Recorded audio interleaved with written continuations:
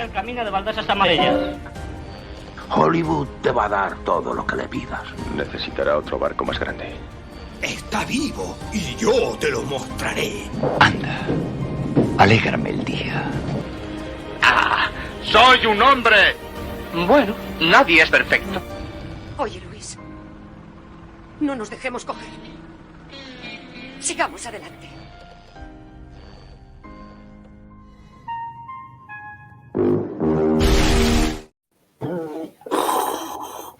Muy buenas noches, familia palomitera, ¿qué tal estáis? Bienvenidos, bienvenidas a una nueva emisión en directo del podcast La Familia Palomitera, que hacemos con José María Villalobos. ¿Qué tal estás, Villa?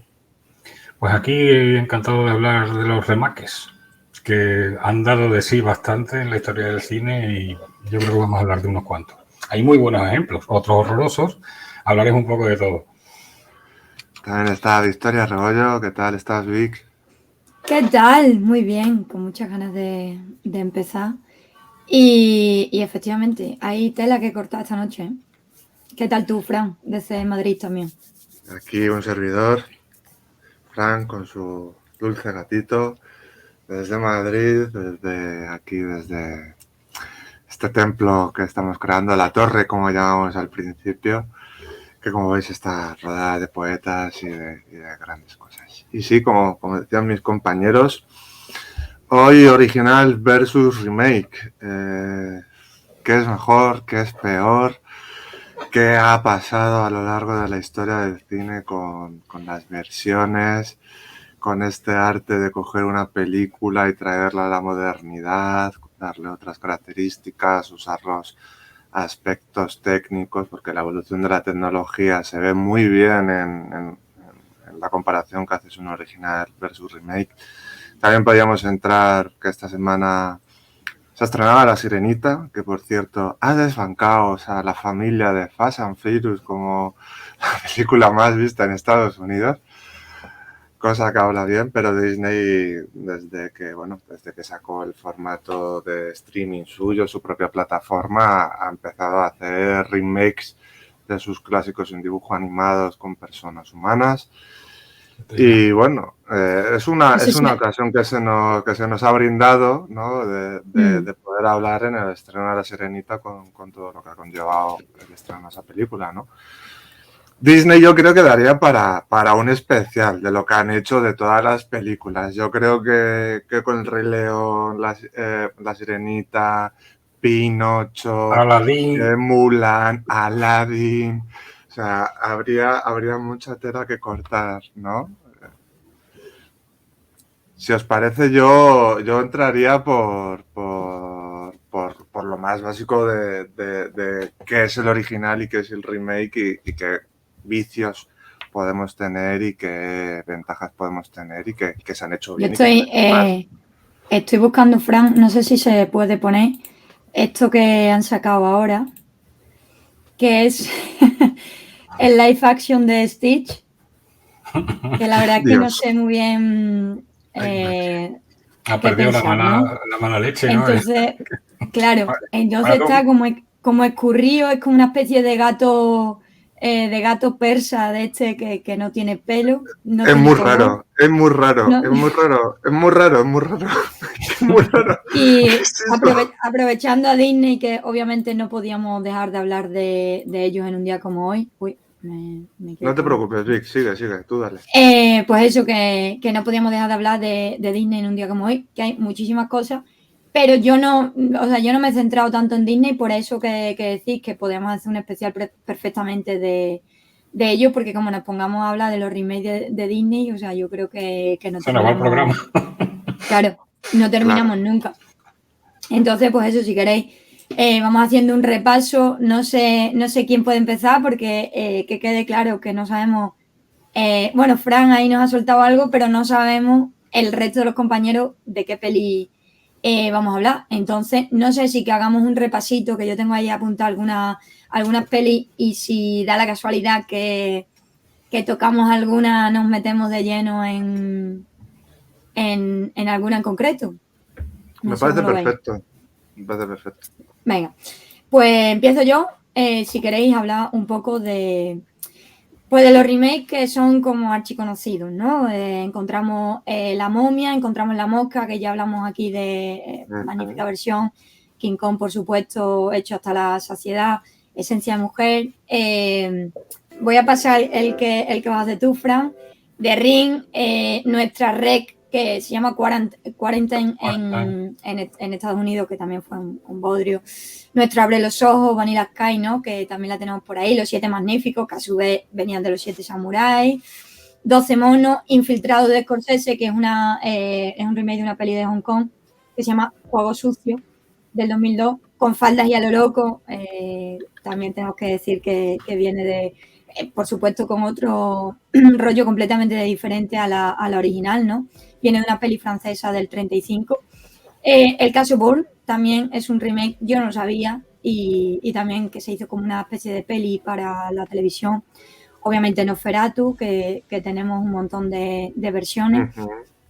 Bueno, y de Drácula, ¿no? En general. Ese superfluo, no sé si os acordáis, Psicosis, de Viggo Mortensen, que hizo Gus Van Sant en el 98, que calcaba prácticamente todos los planos y que con Winona Ryder, y que obviamente no servía para nada, o sea, no aportaba nada al... Sí, es de estos remakes que no tienen sentido ninguno. Además, Gus Van Sant, Gus Van Sant es que siempre ha tenido dos facetas, una en el cine comercial, digamos así, más amable y tal, como el Indomable Will Hunting y tal, y luego un cine independiente radical, como puede ser Elephant, ¿no? La trilogía esta. Entonces es súper raro que se metiera en esta faena en el 98, calcando un plano a plano que solo vas a perder, solo puedes perder, ¿sabes? Entonces me parece súper extraño. También es extraño en ese sentido lo que hizo, porque también ocurre que a veces los mismos directores hacen remakes de sus propias películas, ¿no? Sí, es comprensible, claro, por ejemplo, lo de Hitchcock, no sé si era con los 39 escalones, no, era el hombre que sabía demasiado. Sí, vale. La primera... Los 39 escalones también es un remake, pero de otra. Sí, bueno, 39 escalones era británica, del 34 Hitchcock empezó en el cine mudo haciendo pelis, en el 34 ya el tío tenía, era un talento ahí emergente a tope, pero nunca quedó contento con la peli y hizo una versión en Estados Unidos en el 56, aprovechando que tenía que cubrir una serie de cosas que tenía prometidas para la productora y tal, y le dijeron, pues mira, para adelante, ¿no? Y claro, y saltamos del blanco y negro al color, y un director ya que en los años 50 lo estaba petando y estaba en lo más alto de su estilo, ¿no? Entonces es bastante curioso. Y luego también de directores que han hecho versiones de sus pelis, también es extrañísima la versión de Funny Games, ¿no? De Haneke, ¿no? Que, no está mal la segunda, ¿eh? O sea, quiero decir, yo no he llegado a la primera. Sí, no he llegado a verla. Funny Game era del 87-88, lo tengo que tener por aquí apuntado. Sí, es del 97, la primera perdón. del 97 y la otra del 2007. 10 años justo. Entonces, estoy tirando de... Claro, por cierto, de... Es que, o sea, me parece súper interesante, sobre todo, y hay un apartado de gente que se copia a sí misma. Y es verdad que Hitchcock hizo en el 34 y después en el 56, o sea que aquí ya estamos hablando de 22 años después, que es como, eso se me ha quedado ahí, ¿no? Hitchcock ahí, ¿sabes? Ya a tope de sus capacidades. Lo de Haneke, no sé si es que o la rodaba él o la rodaba otro y dijo, la ruedo yo, porque seguramente iban detrás de Funny Games desde hacía tiempo en Estados Unidos, pero que tampoco tiene mucho sentido. Y creo que lo he comentado aquí alguna vez, ¿no? Que yo no la he visto, pero he visto fragmentos y tal, ¿no? Supongo que cuando ves la peli, pues te metes, pero que me creo más sufrir a unos desconocidos que no a una actriz de Hollywood que está haciendo un papel. Lo siento, porque ahí no puedo hacer nada del remake con respecto al original, ¿no? Donde no conozco esos autores austríacos y hacen que esa brutalidad de la peli la sientas más hacia ser desconocidos, como si fuera casi un documental morboso y terrorífico, ¿no? Lo otro, sí. Pero que es eso, ¿no? Hay una diferencia ahí que para mí es importante en este sentido. Y bueno, sigue Victoria. Solo recalcar que hasta Frank Capra también se remakeó, no sé cómo decir eso, bueno, hizo remake de sus propias pelis.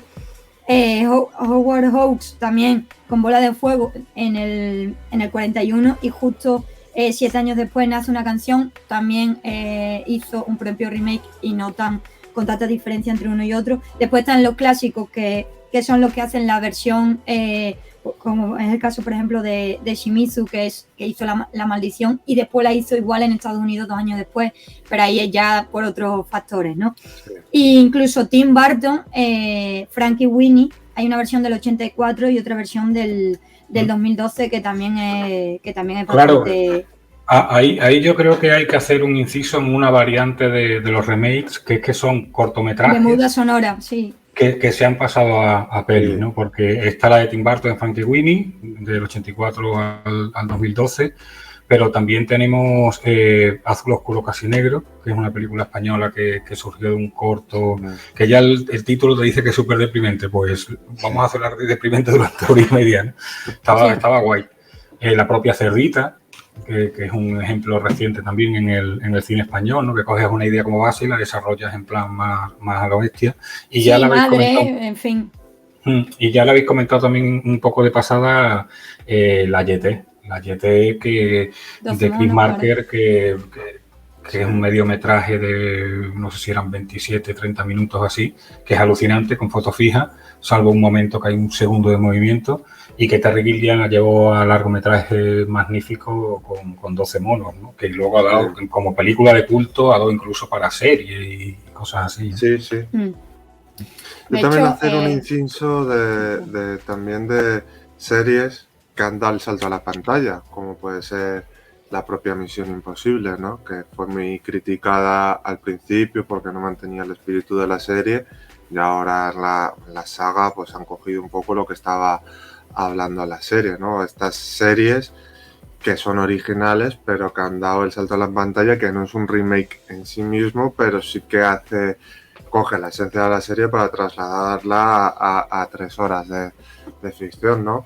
O también series que han hecho lo contrario, una película, como estás comentando, de 12 monos, que ha sido tan buena o ha tenido tanto éxito, que se han hecho miniseries de la misma, ¿no? Entonces, hay 2 saltos, ¿no? Pero lo que es, por centrar un poco el tema de original y remake, que son estas películas como, por ejemplo, Ha nacido una estrella, ¿no? Que ha habido una última versión con Lady Gaga y creo que ya llevan 3 versiones de esa película. O West Side Story, que la comentamos aquí en el canal, que la tenéis en la lista de reproducción del podcast, ¿no? En la que Spielberg ha hecho su propia versión con los medios actuales, ¿no? Influenciado por el pasado, que eso es la más esencia del remake a la serie, ¿no? Luego, si hay ejemplos paradigmáticos como el de Hitchcock, ¿no? De que, oye, no estoy satisfecho con esto, o lo que estábamos comentando, el cine mudo al sonoro, de, oye, vamos a dar el salto de un pequeño corto que podíamos darle mucho más contenido y mucha más calidad. Ahí está, por ejemplo, Ben-Hur del 16, de Niblo, que evidentemente por la versión de William Wyler es la más conocida y tal, ¿no? Y curiosamente William Wyler trabajó en la versión de Niblo, en la versión muda, en el 16, pero es que ahí, por ejemplo, volvemos al director que se auto remakea con Cecil B. DeMille, ¿no? Con sus 10 mandamientos, que también la que trasciende es la de los años 50, ¿no? En comparación con la del cine mudo. A ver, es verdad que muchas veces lo que hablabais antes de llevar el corto al largometraje es que al principio surge como una idea de largometraje, pero se hace en corto, pues eso, para que sea una versión y por lo menos llegue de alguna forma, ¿no? Y se haga. Pero bueno, sin ir más lejos, tenemos un remake que se llevó el Oscar en el 2021, que nadie había pedido, que era un remake de la familia Bellier, que se llama Coda, que es... y muy reciente, había pocos años, ¿no? Sí, había, no sé si 3 o 4 años. Después tenemos películas como El amanecer de los muertos, Una jaula de grillo de Robbie Williams, Mentira arriesgada, Casino Royale también. Y aquí tengo 2 que no sé si Villa va a tirar por ahí, pero yo me decanto por La pequeña tienda de los horrores y La cosa, ¿no? Por ejemplo. Y como decía de William Wyler, es que no solo ha hecho la versión de Ben-Hur, es que la ha hecho muchos remakes, quiero decir el verbo en español, al final es imposible, como por ejemplo La Carta, La Calumnia, o bueno, la del coleccionista, no sé si os acordáis, que después Almodóvar remakeó con Átame, que a su vez ha sido remakeada una película bochornosa que se llama 365 días en Netflix. O sea que al final, claro, al final es como él hace remake, pero también le hacen a él, o sea que está bien porque al final el cine, como sabemos, es nutritivo, ¿no? Y bueno, pues lo que hablábamos, desde Hitchcock con Dreyer también ha hecho remake, Freeland, Billy Wilder, Howard Hawks, Cukor, Yashiro Ozu, por ejemplo, también se hizo remake de sí mismo, o Raoul Walsh. Entonces al final, pues eso, es, o sea, como todo el tiempo intentando, y también pasaba mucho, que es lo que comentaba antes, de pasar del cine mudo al sonoro o el blanco y negro al color. El color, entonces, sí. También se hacía. Y bueno, después Kurosawa, que ha servido para que todo el mundo haga remake de sus cosas, ¿no? Y si no, hablamos de Star Wars, ¿no? De la fortaleza escondida. Pero bueno, yo voy a entrar en un par de remake que a mí me parecen bastante, ¿vale? Y así vamos avanzando un poco. El primero que me gustaría es este, que es El último hombre sobre la Tierra, que es la de Vincent Price del 64, y después hay otra que se llama El último hombre vivo del 71, y después está la peli que todos conocemos, que viene a ser Soy leyenda, ¿no? Que es de la novela de Richard Matheson, y que algún día podríamos traer porque hemos hablado muchísimas veces de ella, de sus finales alternativos. De hecho, creo que ahora van a hacer algo diferente. Y bueno, eso por una parte. Después... a mí me parece súper curiosa estos remakes, porque cada uno te cuenta una historia de una manera totalmente diferente. ¿Qué quiero decir? Porque en El último hombre sobre la Tierra son como vampiros, es una historia un tanto rara, con la mujer que le salva, que es algo, el ajo, tiene todo el toque de Drácula, ¿no? Tira más del estereotipo, sí. Sí, tira de ese estereotipo de ahí. En cambio, la de Charlton Heston es una versión un tanto... Sí. Como era Charlton Heston. Sí, como era Charlton Heston. Sí, fue la primera que vi, a mí me fascinó de niño. La peli es fascinante, a ver, tiene cosas un poco rarunas, pero la peli es muy fascinante. Esas escenas de Charlton Heston sin camisa, con el pelo al aire, es un poco raro todo, pero... De Omega Man, es que claro, llamándonos así... Mira qué capucha. Claro, El último hombre vivo, El último hombre sobre la Tierra. Yo esta la vi de niño y lo flipé. La de Vincent Price la vi mucho después y me alucinó también. Sí. Porque también anticipaba La noche de los muertos vivientes de Romero, con la casa asediada y tal.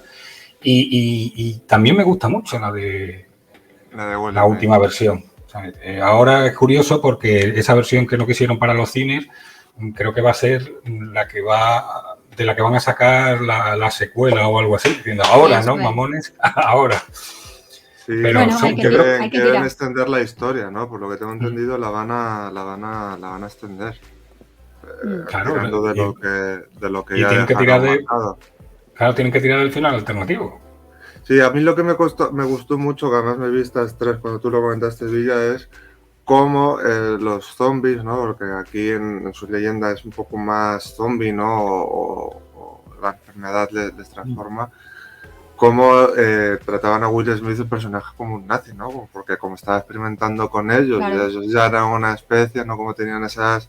Y también le habían quitado a la mujer, a los hijos, ¿no? Como era el contraespejo, era algo... A mí eso no se me olvidará esa reflexión en la vida, Guille, te la agradezco mogollón. Claro, es el final alternativo que la gente no quiso que se viera. No, la gente no. Lo Bueno, ponen en la no, pasta. pero- diciendo- Sí, claro. Subestimaron al público como siempre. ¿Sabes?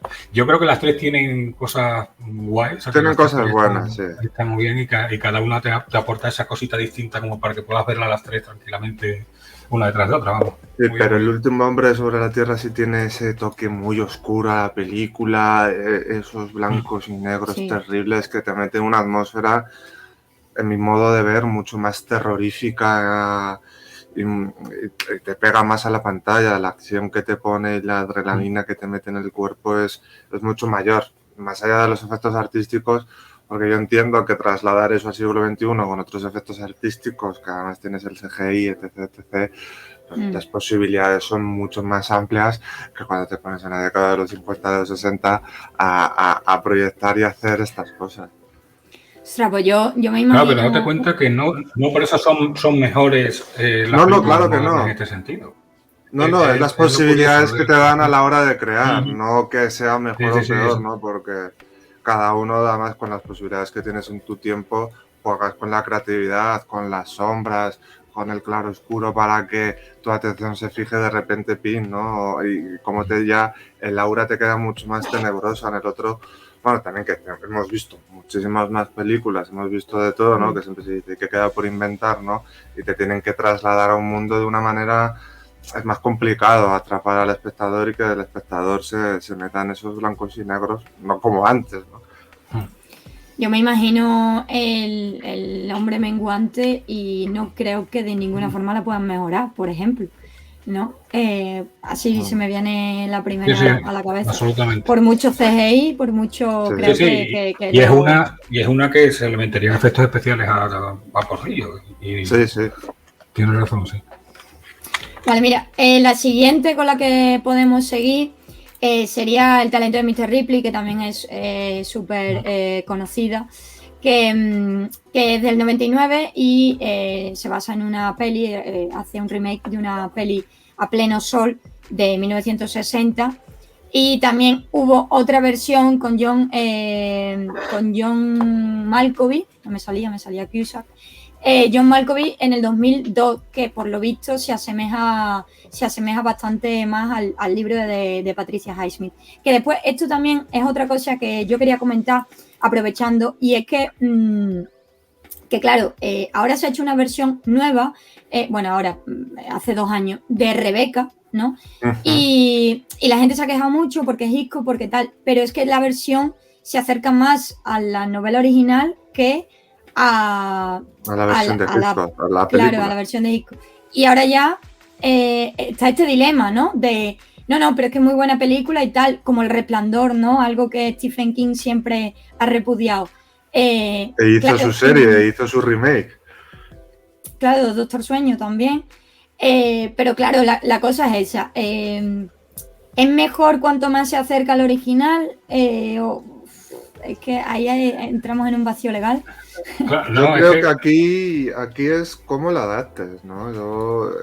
A ver, si tú coges una película de los años 30 y está ambientada en la época de los años 30, pues tiene unas condiciones culturales, también había un código de censura muy amplio en Hollywood, que si tú, por ejemplo, te la llevas al ambiente de los 80, de los 90 o de los 2000, ¿no? Por ejemplo, el código de la violencia es muy, muy claro cómo se hacía antes la violencia y cómo se hace ahora la violencia. O, por ejemplo, a mí El Resplandor, te voy a coger ese ejemplo para tirar de ello. Porque Stephen King, claro, a ver, Stephen King escribió esa novela que eran sus demonios, pero él hizo una serie del Resplandor.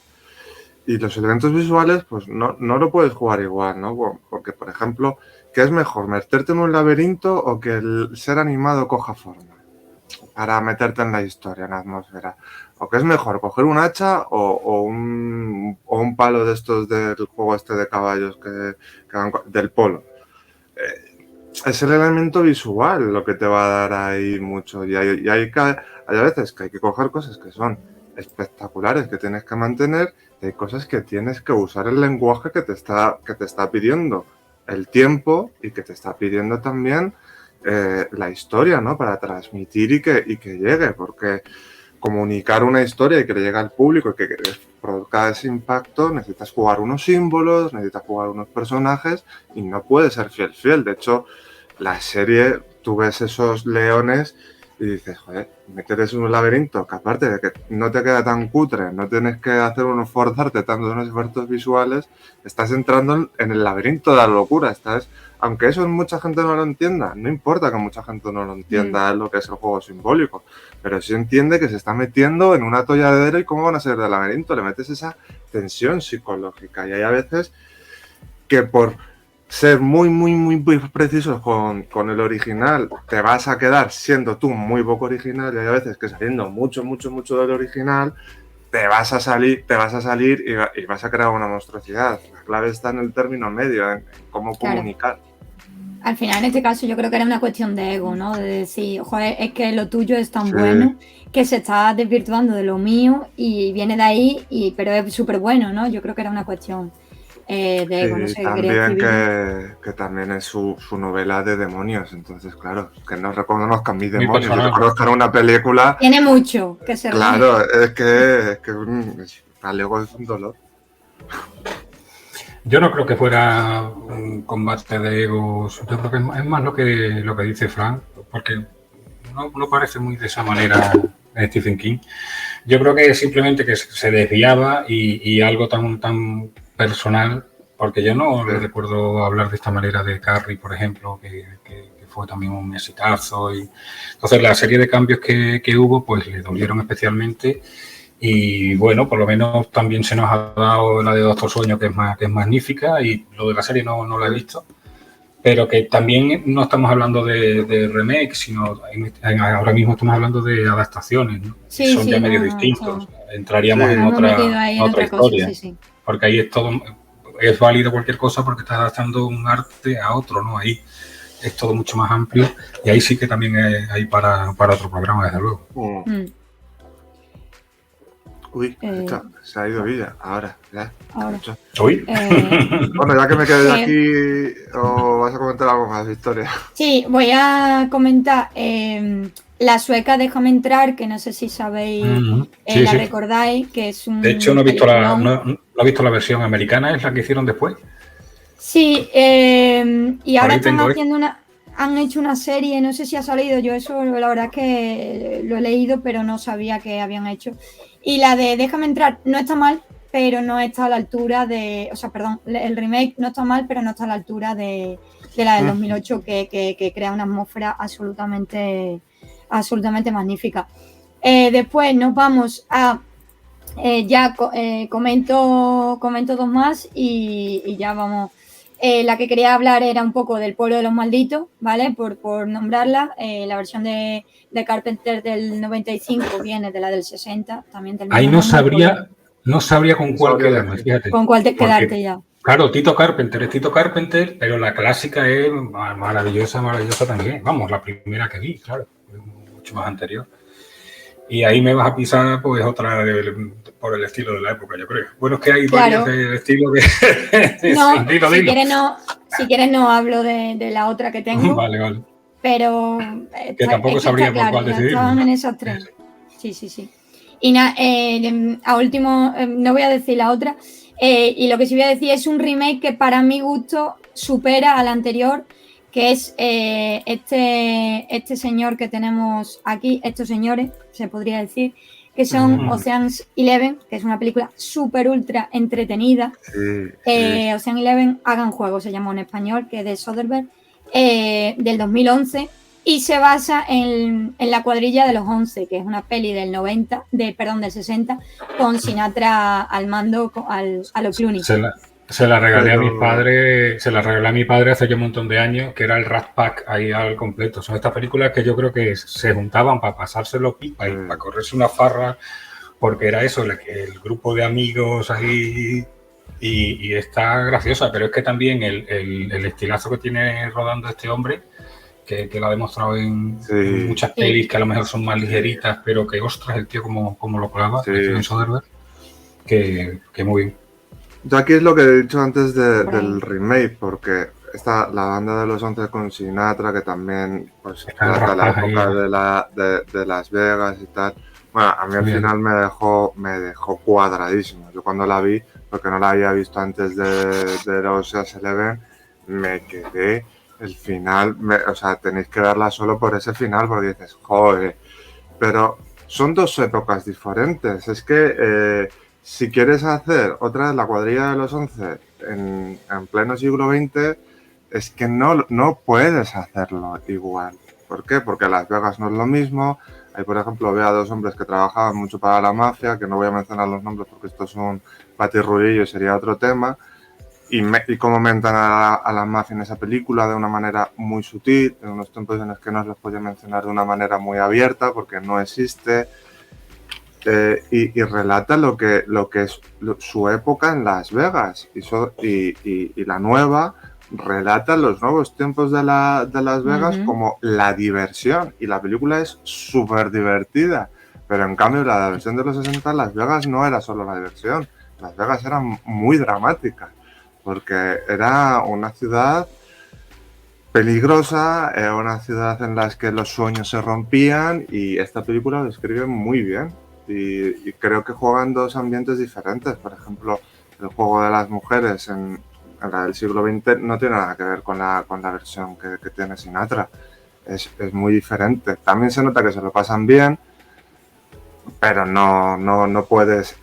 Yo no, en este caso, yo soy muy disfrutón con las dos. No sabría poner una por encima de la otra, de verdad, porque luego lo que hizo Ocean's Eleven con la 12 y la 13, que la tercera me parece un espejo cóncavo muy bonito, muy maravilloso, con Pacino ahí de malo, de villano. Pero es el espíritu que tiene. No, este ¿no es siglo genial también. Julia Roberts haciendo de una que se parece a Julia Roberts? O sea, Sí, quiero decir, sí, que se ríen también de ellos. Pues es su tiempo y es un buen remake, porque tampoco intenta parecerse al remake, intenta hacer una película basándose en lo que se hizo, un robo en un casino o en varios casinos de Las Vegas en nuestro tiempo. Y es maravilloso. Entra un poco como por ejemplo la de Italian Job, Sí. de esa 60 que se cogen películas divertidas así de acción de aventura. Antes se comentó lo de Casino Royale y no entraría aquí, aunque claro, es que se llaman igual.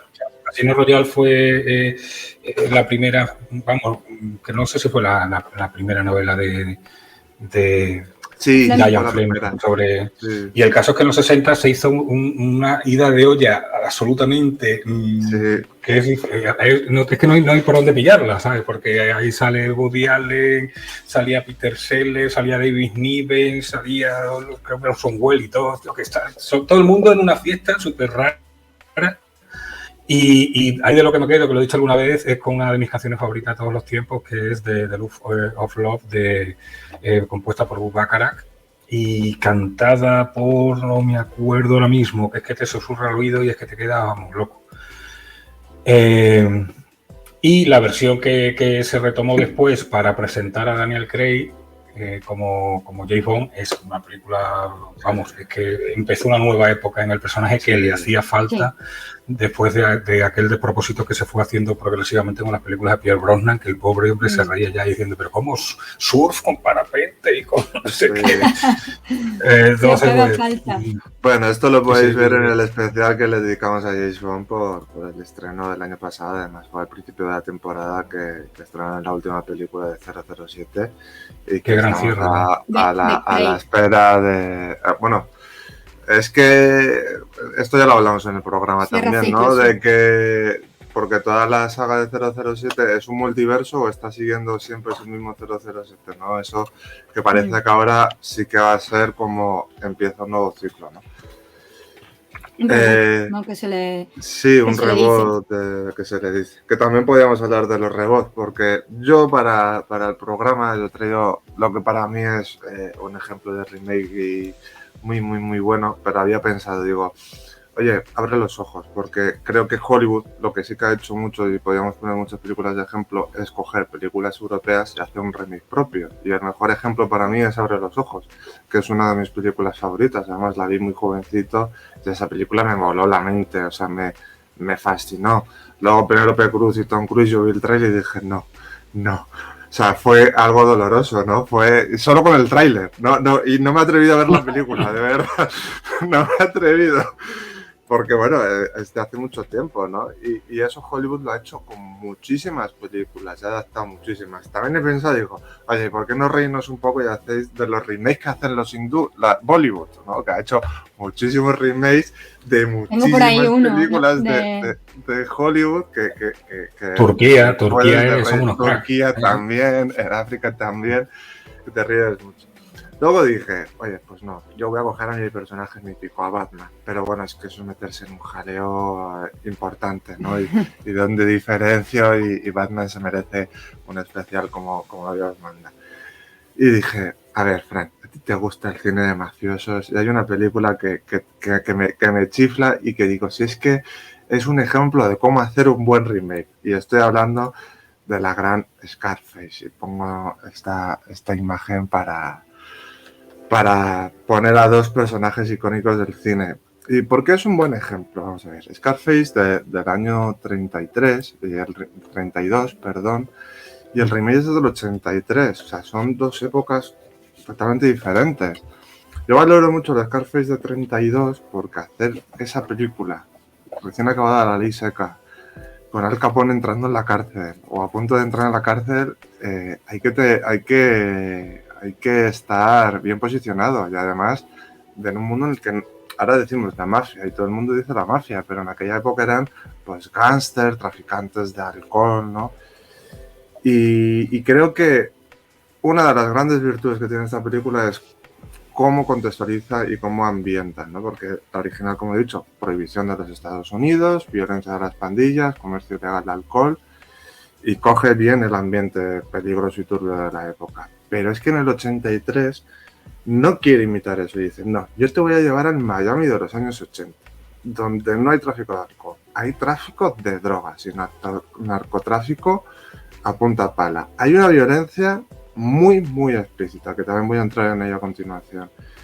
Y además agrega el tema de Cuba, de los exiliados cubanos, a lo que se dice a la segunda Cuba, ¿no? que es Miami. Y coge los dos contextos y cada uno, dos gángsters en dos épocas, tienen su propia narrativa, tienen su propia historia. Va a estar condicionada porque la historia es muy similar. Tienen los mismos antecedentes. Ambos trabajan para un jefe, el jefe les quiere eliminar, ellos usurpan, sale esa bola de el mundo es tuyo, cada uno pues con su iconografía de época. Al final, pues uno es la policía y otro un enfrentamiento con otro gángster, ¿no? Pero la historia es la misma, pero tiene su arco narrativo y eso me parece muy importante. Porque la original, que se centra en Tony Camonte, que es interpretada por Paul Mooney, más allá de narrar su personalidad violenta y su obsesión por el poder, que es lo que narran las dos, también cuenta la historia de un gángster italiano que quiere llegar a la cumbre, que quiere ser, todavía no existe ni el capo de Tutti Capi, pero quiere ser ese capo, ese hombre de respeto que se decía. En cambio, Pacino no hace falta que diga nada de esa película. Pacino te mira y es que ya te da miedo, te da auténtico pánico el tipo. Y con el origen y la búsqueda del sueño americano, ¿no? Este enfoque de la migración que buscamos, el sueño americano, pues le da esa motivación tan suya. Además le da esa pequeña honestidad de no mato niños. Tiene su particularidad. Y ambos tienen unas interpretaciones de un personaje, cada uno con lo suyo, que tiene una energía magnética, tiene una presencia de mucho carisma, pero aún así no se usurpan, no chocan, cada uno es un personaje. Y eso para mí, es lo que hace que estas dos películas, que sea un remake y un original, que vas a disfrutar a la par, ¿no? Y ambas han dejado un gran legado. El tratamiento de la violencia. Yo aquí sí quería entrar porque, por ejemplo, en los años 30, esta película fue censurada, no solo porque la mafia metió muchos papeles para que esto no pasara, sino porque la violencia que ponía la película era tan explícita para la época que tú la ves ahora y dices, bueno, esto no es tan violento, ¿no? Pues pones Scarface de Pacino, que la escena esa de la ducha, con la motosierra, tirar a un hombre de un helicóptero, es brutal como la transmiten en imágenes Brian De Palma. Pero en los 30, esa matanza de San Valentín solo con la sombra, o ese personaje silbando antes de asesinar, con esa fuerza y un disparo a través de la sombra, es increíble, es algo bestial. Y luego ese silbido, por ejemplo, se llevó al Padrino en forma de naranja para dar ese toque a la muerte, ¿no? Ese acto simbólico. Aquí el tratamiento de los personajes femeninos, que yo aquí sí que tengo que decir que le doy un punto a la original, porque en ambas películas tienen un papel secundario, menos desarrollado, y están en pie de darle al hombre pues su potencia, ¿no? Pero es que en la original el desamor se produce porque la mujer se encara al gángster y dice: eres un asesino, tío, eres violento, es que no contigo no puedo hacer una vida, no quiero esta vida para mí. En cambio, la de los 80 muestra una Michelle Pfeiffer que está espectacular, eso no se lo quita a nadie, pero que está dependiente de un hombre poderoso, ¿no? No es feliz ni con el jefe, ni va a ser feliz con Pacino, en ningún momento va a ser feliz. Es pues algo que no le da nada a su personaje. Y por último, quiero ir a dos aspectos fundamentales y ya acabo. Primero, el compañero, el amigo. El amigo de Tony Camonte juega un papel como cómplice y compañero del mundo del crimen, con la lealtad y un apoyo evidente a lo largo de la historia. De hecho, el gesto de la moneda tan famoso viene de Scarface, se asocia a Scarface. O sea, de esa iconografía, de ese símbolo de un hombre tirando una moneda, se asocia a que eso es un mafioso. Y se ha repetido a lo largo de muchísimas películas de mafia, que se podría hacer un especial de ello. Y cantando bajo la lluvia mismamente. Efectivamente. En cambio, en el 83...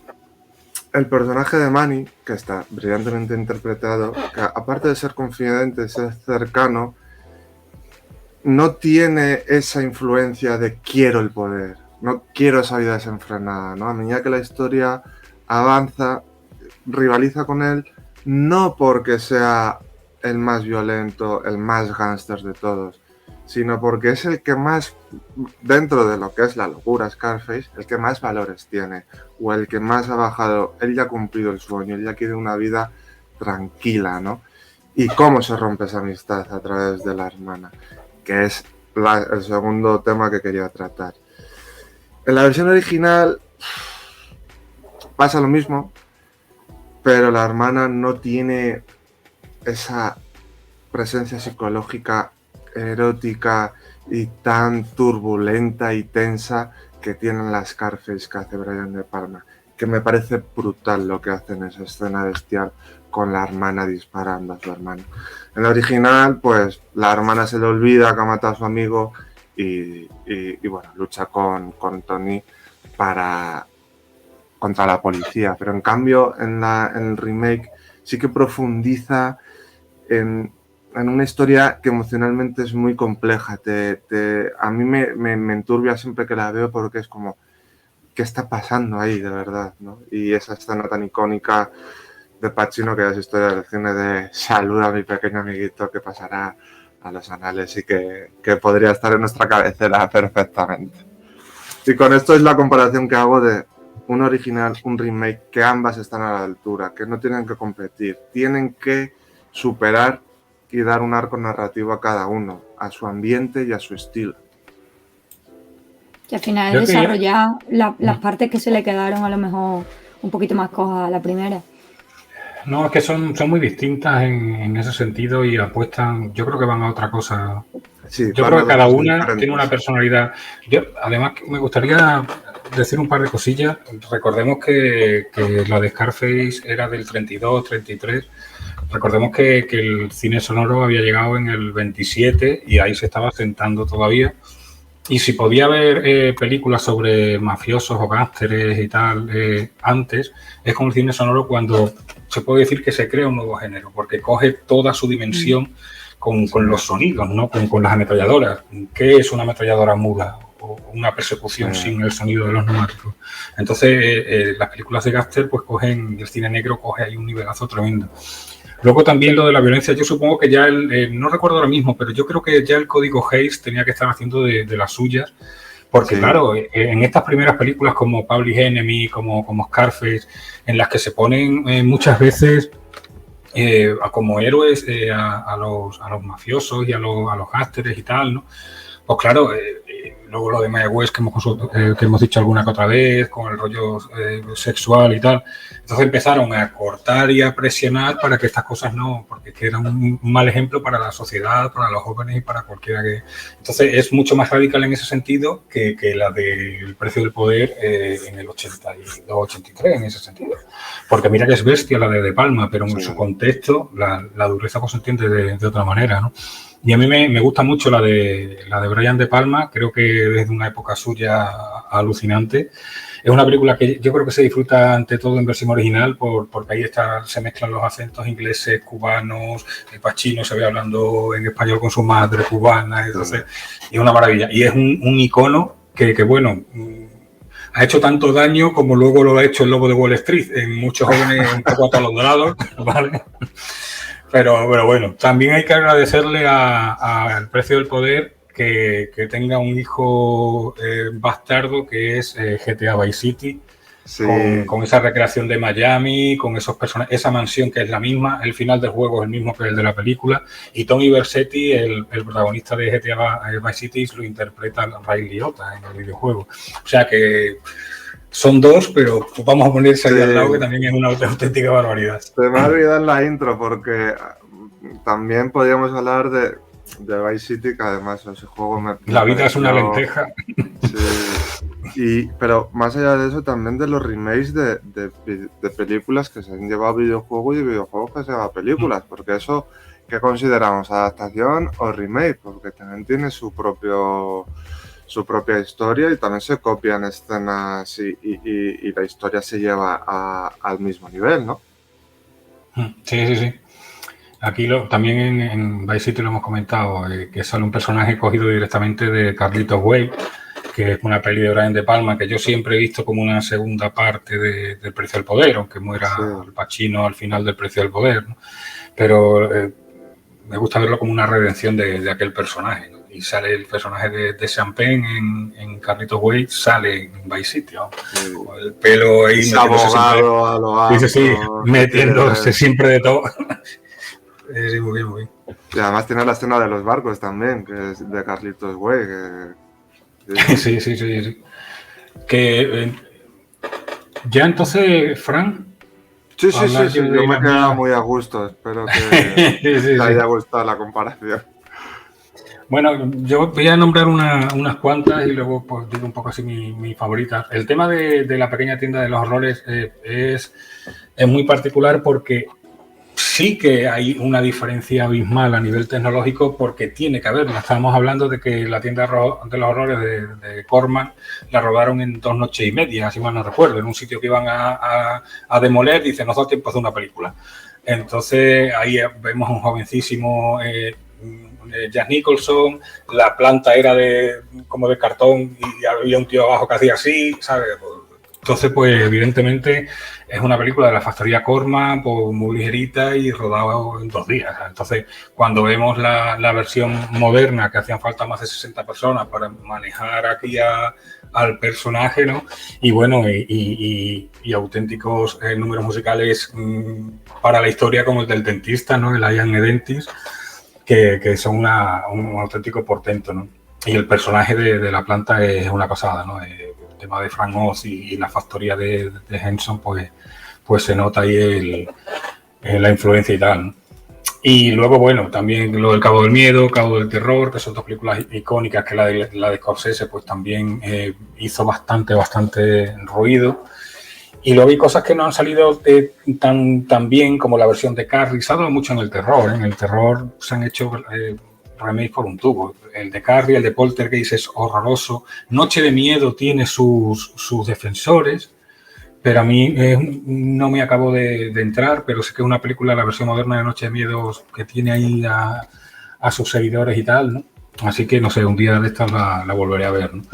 Y luego otros que son todos de terror, y aquí están de mis favoritas, la invasión de los ladrones de cuerpos y la invasión de los ultracuerpos, que me parece alucinante la versión de los 60, que ya conté que pensé que la había visto durante un montón de tiempo, pero solo la había escuchado. Una historia estará por ahí en la biblioteca que tenemos de programa. La película original de los 50 me parece una pasada, más allá de su movida del comunismo, vienen a invadirnos y tal. Me parece una película de terror de estas que dejan huella y que ha influido al cine de terror, han dedicado en Los Simpsons momentos y es una película sobre la paranoia absolutamente alucinante. Y la invasión de los ultracuerpos es un remake del 78, me parece que era, con Donald Sutherland, Sí, que tiene uno de los finales más impresionantes de la historia del género y en general, ¿no? También sobre la paranoia, ¿no? Y ese momento en el que piensas que ya está todo el mundo, que son los otros, ¿no? Son las vainas esas que han venido, que están sustituyendo a los seres humanos y tal, ¿no? Y intentas escapar de la ciudad, ¿no? Y llamas a una telefonista que está afuera y le dice, no se preocupe usted, señora no sé qué, que ahora vamos para allá. Dice, no le he dicho mi nombre. Dice, cuelga. Es que no le he dicho mi nombre. O sea que ya se está extendiendo todo el horror por el planeta, ¿no? Me parece hay una versión en la trilogía del corneto, ¿no? Pasa un poco... Van un poco por aquí, ¿no? Le hacen un poco de homenaje. Sí. De hecho, claro, es que... sí, digo que hay más versiones. Sí, la de Al Ferrara, por ejemplo, la de Al Ferrara, no sé si es esta, porque no veo bien el... sí, está bien situada, porque estaba puesta en un campo militar, ¿no? Entonces, claro, en un ambiente marcial es más difícil distinguir cuando uno es un pseudoplaneta que no tiene sentimientos o es un soldado cuadrándose delante de su superior, ¿no? Entonces jugaba muy bien con eso, aunque ni de lejos es de mis pelis favoritas de Ferrara, vamos. Yo creo que es algo alimenticia porque es como Ferrara meterse en el cine comercial, una patita en el cine comercial, cuando él es tan radical, me parece curioso. Y luego hay una versión también con Nicole Kidman y Daniel Craig, aquí está, de Invasion, que no me gustó tampoco.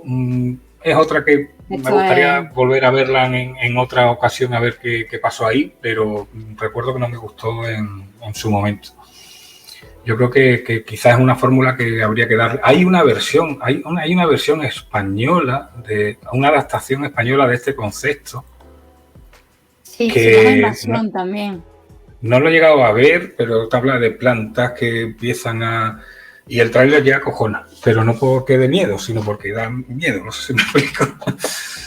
Y no recuerdo lo mismo, es que me acaba de venir el flash a la mente, ¿vale? Entonces, pues esas serían dos de estos remakes que me chiflan porque no sabía con cuál quedarme. Aquí uno con el que sí sé con qué quedarme, pues La Cosa y El Enigma de Otro Mundo, evidentemente. Porque El Enigma de Otro Mundo, como dentro de esos clásicos, mira que a mí me gusta el cine de serie B, de ciencia ficción y terror de los años 50, pero es que es tan buena la versión de Carpenter, que hizo La Cosa, que es una película además de 82 que se la pegó. Esta es la primera que... Sí, que esta es la del 2000, parecía... ¿no? No, esa es la última. Esta es la del 2000. Me sonaba hasta al videojuego, que se hizo un videojuego interesantísimo, por cierto, para la primera Xbox. Y me parece que maneja la tensión de una manera excepcional. Los efectos especiales son alucinantes porque encima son artesanales, nada de... Es una pasada porque la precuela que se hizo ya en este siglo utiliza CGI y no le hace sombra ni de lejos a los efectos especiales mecánicos que se utilizaron en el 82. De hecho, te da esta cosa, ¿no? Aquí, por cierto, te da esa cosa, claro, El Enigma de Otro Mundo, creo que incluso coincidía las letras, como aparecen en pantalla, ahora mismo no lo recuerdo. Y bueno, La Cosa era un señor con una cosa puesta, ¿no? Pero tenía cosas también muy interesantes, era como, yo qué sé, como lo de Godzilla, que le veías la cremallera por detrás.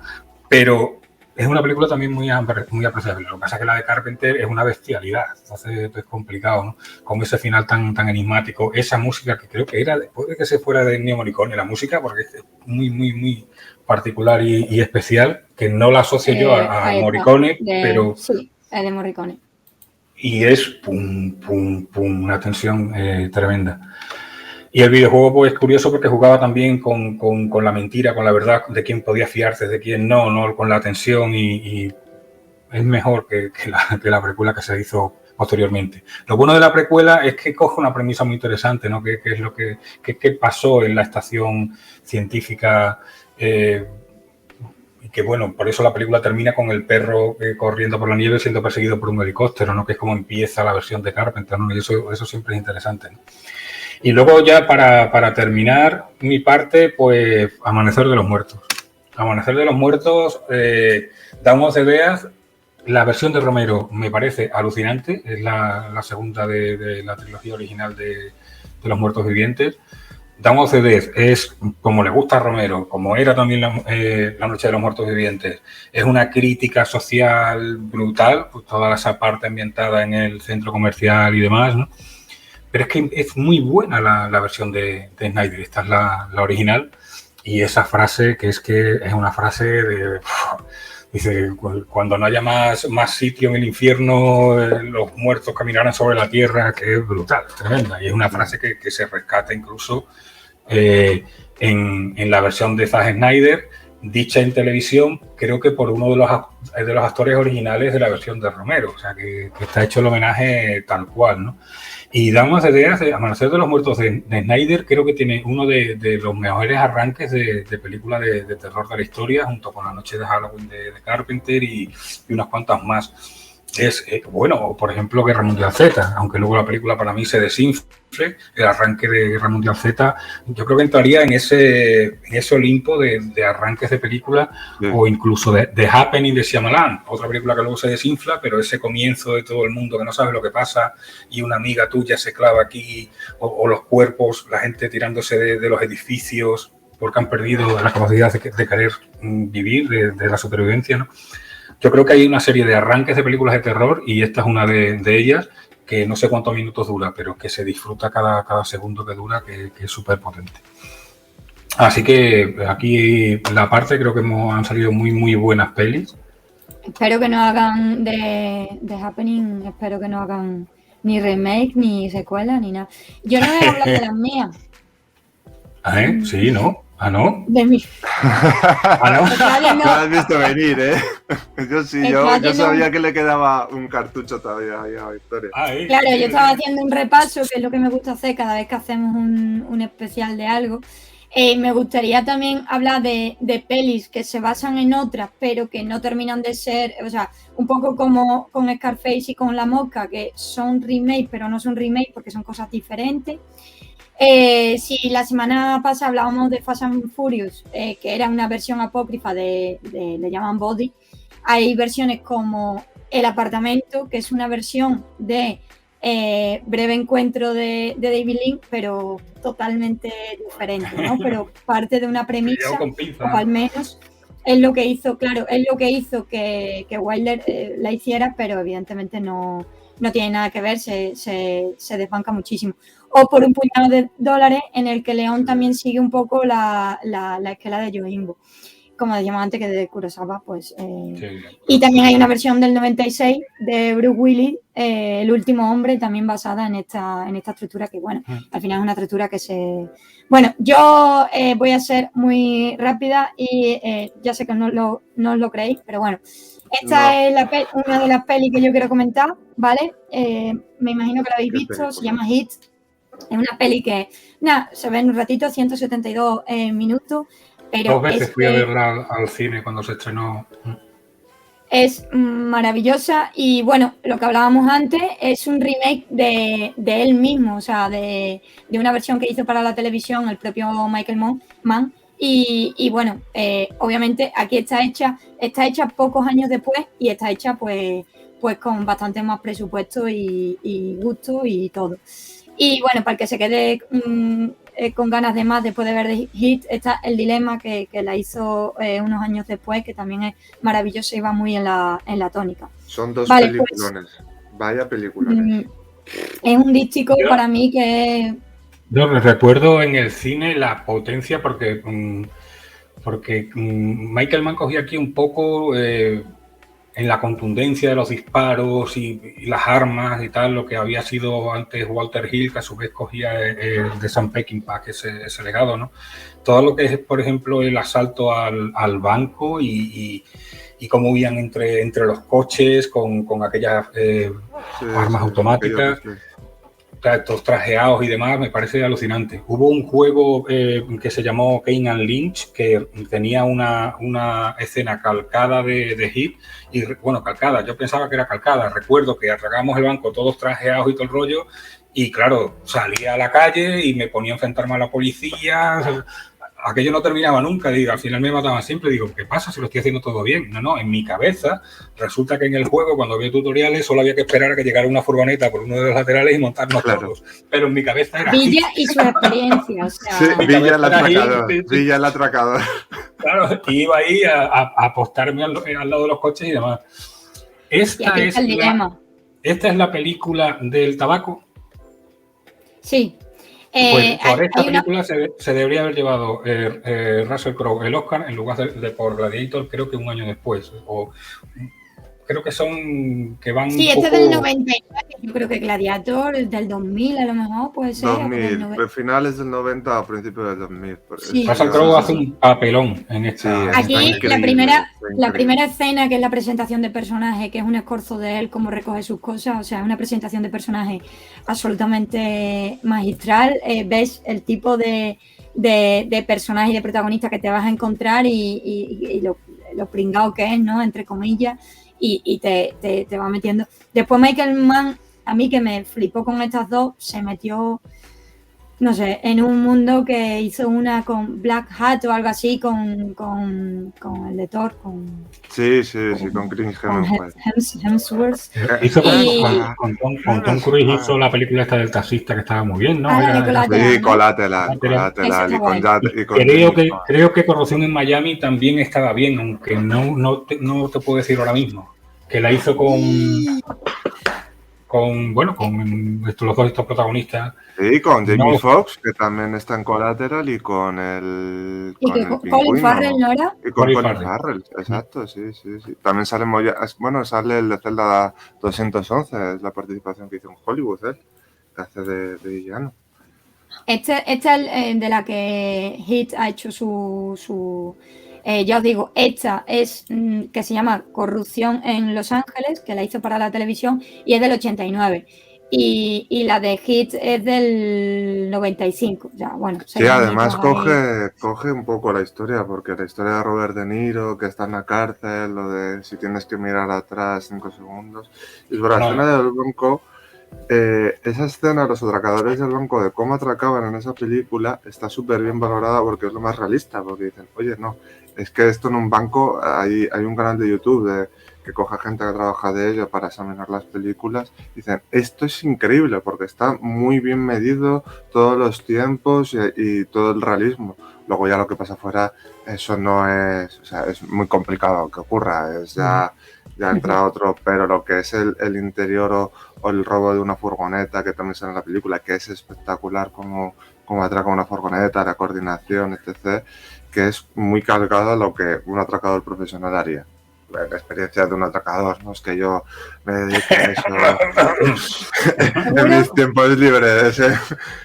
Seguro que después de dos entrevistas del Diony, ya cualquiera, ¿me entiendes? Sí, no me dedico a ese campo profesional. Que sepamos. Ojalá robaran libros, ¿no? Y ya la última, lo siento, pero la tenía que traer, lo siento, es bastante evidente, pero... Claro. Michael Caine era... No te preocupes. Michael Caine era el protagonista de la otra. Era un trabajo en Italia. En Italia. Esta que está por aquí, que también está guay, pero a mí es que últimamente todo lo que hablo es con Charlize Theron, pero prometo que yo no la busco a ella, que son sus personajes. Ella te encuentra a ti. Sus personajes, no ella, pero, o sea, me ha parecido Ojalá, que ¿verdad? se coincide. Y es que justamente la de Italian Job, que yo no sé, escuché que no estaba como, tiene buena nota en Film Affinity y demás, pero escuché que no estaba como muy valorada. A mí me parece súper entretenida, súper divertida, me gusta mucho. No quiero encontrar la solución a mis problemas en esta película, ya os lo digo. Pero me parece guay, a veces previsible, no sé qué, pero me parece súper guay. Además tiene a muchísimas Tiene un estrellas. reparto increíble, sí. Y es que... Un inciso sí. que ya que hemos hablado de Michael Caine y Remes y tal, Alfie también es una... Alfie, sí. También la iba a traer por aquí, pero ya me parecía too much. El director de esta es Gary Gray, que es el del que hablamos, digo, es que al final todo se cierra, el que hablamos de la 8 de Fast and Furious, que de hecho era de mi favorita, y es que aquí también sale Jason Statham. Eso es. Y después me gustaría la de voy a poner otra vez la portada de la de Un trabajo en Italia, que es del 69. ¿No os parece que es un poco Prison Break? El tatuaje, dices, ¿no? Sí, la portada, sí, me parece como que al final es... Y después ya, para terminar, este remake también, es que me encanta, es un remake indio de 160 minutillos, ¿vale? Que es un remake del 2012 de Italian Job, que parece de broma, pero no, ¿vale? Así que os lo quería traer aquí en primicia de Players, que es un remake, ya os digo, que se hizo en el 2012 de Italian Job. Y yo por por aquí. Yo por mi parte ya hemos finiquitado, no sé. Uy, qué bien. Va una horita, 5 minutos. Claro, si es que no.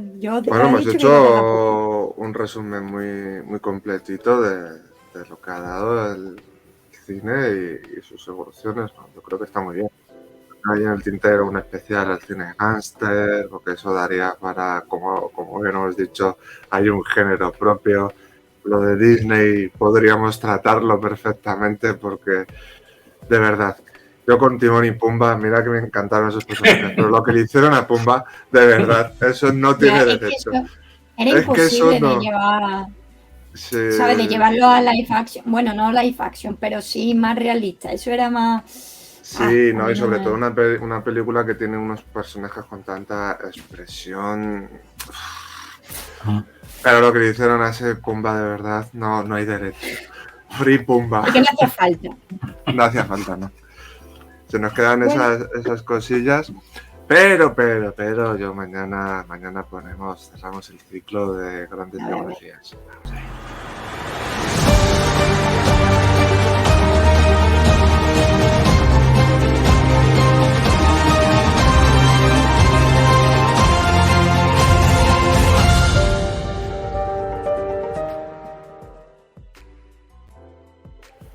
Bueno, mañana ya sabéis, miércoles, Día del Espectador, totalmente gratuito para todas las edades y en exclusiva en nuestro canal de Twitch, que ya sabéis que tenéis en la descripción de este video y de todos los videos de la familia palomitera, de este maravilloso podcast de cine.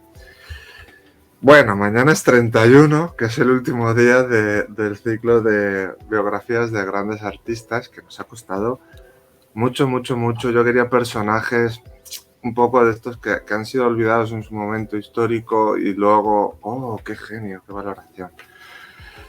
Y bueno, la película que ponemos mañana es de un gran genio, pero en su época tuvo una gran repercusión y un gran papel. Estamos hablando de la película Camus, del director Laurent Jou, perdón por el acento, que es una película del año 2010, una película francesa con Antoine de Caunes como Albert Camus, Isabelle Adjani como María Casares, Gregory Gadebois como Jean-Paul Sartre, Ariane Ascaride como Catherine Camus y John Begagui como Louis Germain, entre otros muchos, porque es una película que ganó el premio del público del Festival de Marsella, estuvo en la selección oficial del Festival de Cine de Toronto y también estuvo nominada al premio Lumière en la categoría de Mejor Actor para Antoine de Cans y Mejor Música de Gabriel Yared.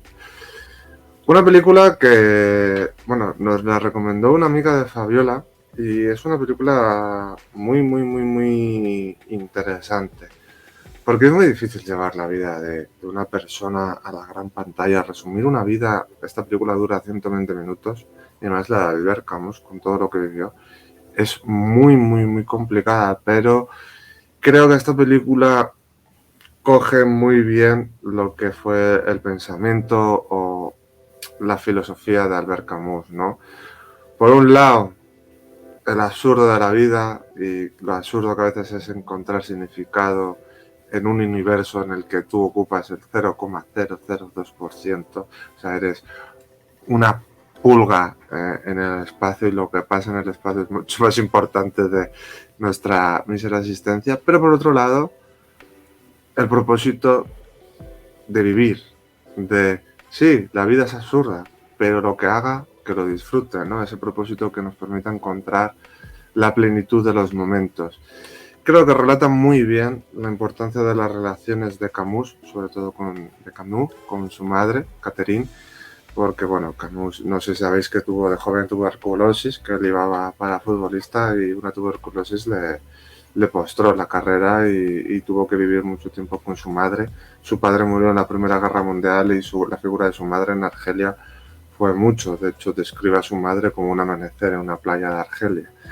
Aparte de todo que tuvieron que salir de Argelia, tuvieron que ir a Francia y en París se enfrentaron a la Segunda Guerra Mundial, la que también narran como Camus fue líder de la resistencia francesa y tuvo un papel muy importante. También habla de la relación con sus mujeres, sobre todo con su segunda mujer, que al parecer pues tenía una especie de esquizofrenia, una enfermedad mental y como Camus la respetó, pidió que los psicólogos que nunca hubiera un tratamiento de electroshock, que nunca hubiera ese maltrato físico, porque ya sabéis que en aquella época pues las lobotomías y los electroshock era la forma de dar terapia psicológica a las enfermedades mentales.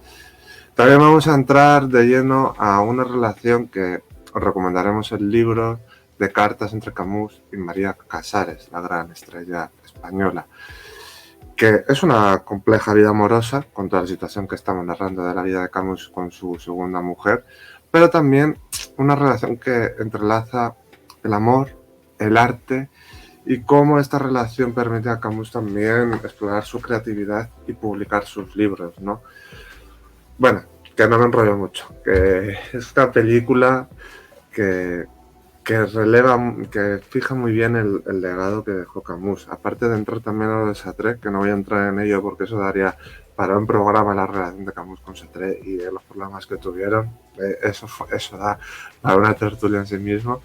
Pero mañana, 31, ponemos a las 10 de la noche en nuestro canal.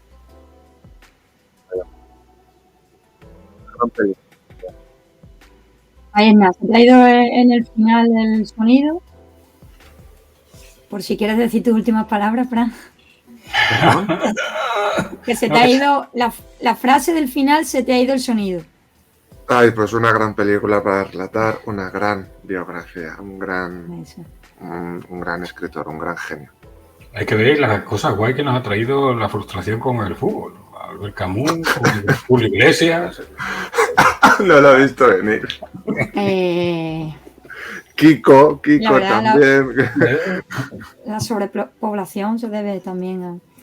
Bueno, pues si queréis nos vamos despidiendo ya, que nos ha quedado así cerradito y no vamos a abrir más melones, que ya está toda la frutería chapada.